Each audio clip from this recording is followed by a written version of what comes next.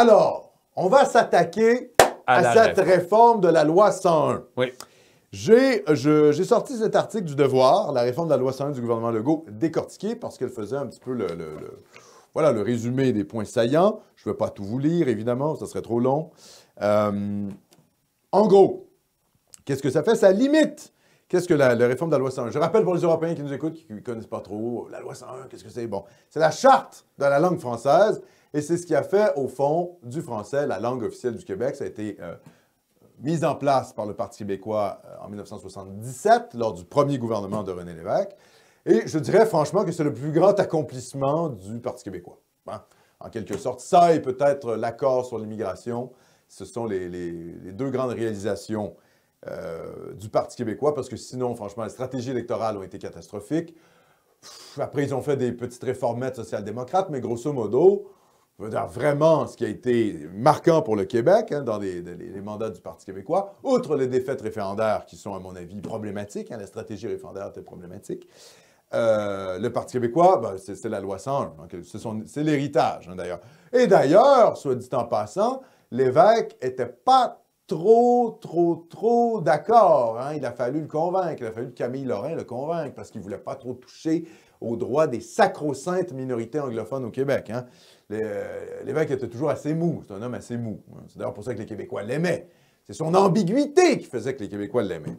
Bref, la réforme de la loi 101, alors évidemment, la loi 101, hein, juste pour rappeler, elle a été démantelée pièce par pièce par les jugements de la Cour suprême du Canada, puisque suite à 1982 et le rapatriement constitutionnel, il y a eu la loi sur le bilinguisme canadien, et donc ça donnait des droits et des privilèges aux minorités anglophones au Québec, dans lesquelles les brèches, ça crée des brèches législatives, dans lesquelles certains immigrants se sont également engouffrés, notamment par les écoles passerelles. Et on voit aujourd'hui qu'il y a finalement une diminution, évidemment, des francophones au Québec. C'est encore plus marqué, évidemment, à Montréal. Tout ça, c'est le fruit de quoi? De la noyade migratoire que l'on vit. Hein?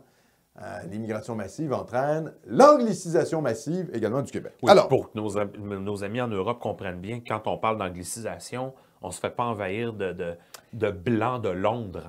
Hein? de Britanniques de Londres. Non.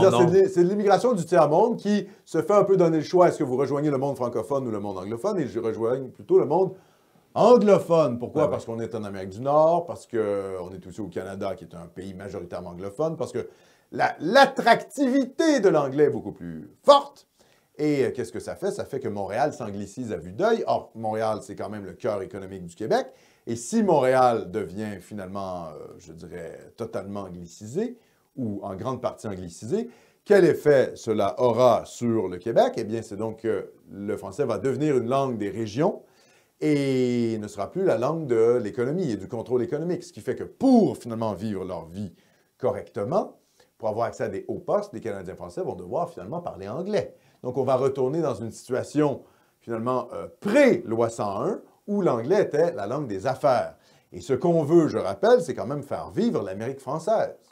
Être capable de se déployer, de déployer une politique de puissance en Amérique du Nord en français. Ça, c'est fondamental. Donc, forcément, l'anglicisation de Montréal, qui est le fruit, évidemment, du changement de population, ben voilà, hein, ça nous amène à la catastrophe. Alors, la loi, la réforme de la Coalition Avenir Québec actuellement, qui essaie de faire une sorte de réforme de la loi 101, c'est pour refranciser, redonner une espèce de dynamique de refrancisation.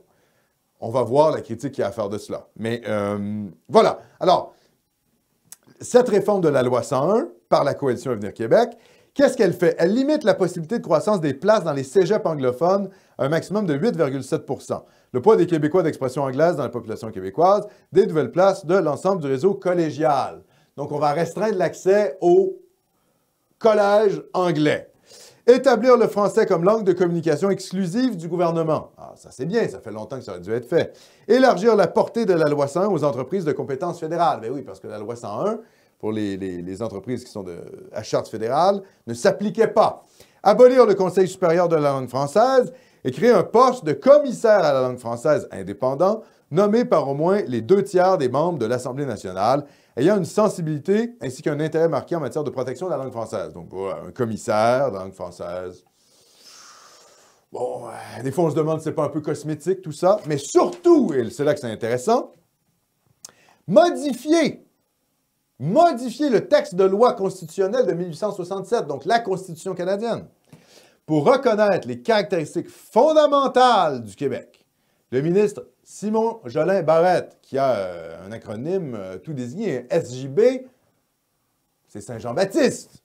SJB, Simon Jolin Barrette. Alors, sera-t-il notre Saint-Jean-Baptiste? Saint-Jean-Baptiste finit en martyr, hein, je le rappelle. Est-ce que SJB est le martyr de la CAQ? Peut-être. Il semble bien seul, en tout cas, dans son gouvernement, hein, entouré de Fitzgibbon, Dubé, Girard, là, les libéraux, les rouges, là. Comment il s'appelle aussi, là, l'autre, la ministre Guilbeault aussi, une ancienne libérale. Bon, enfin bref. Plutôt rouge, hein, ce gouvernement.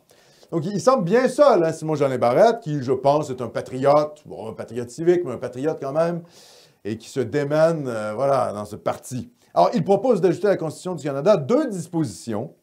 Première disposition, les Québécois et les... Ah, les Québécois, bon, évidemment, la formule là, inclusive. Les Québécoises et les Québécois forment une nation, et le français est la seule langue officielle du Québec. Il est aussi la langue commune de la nation québécoise.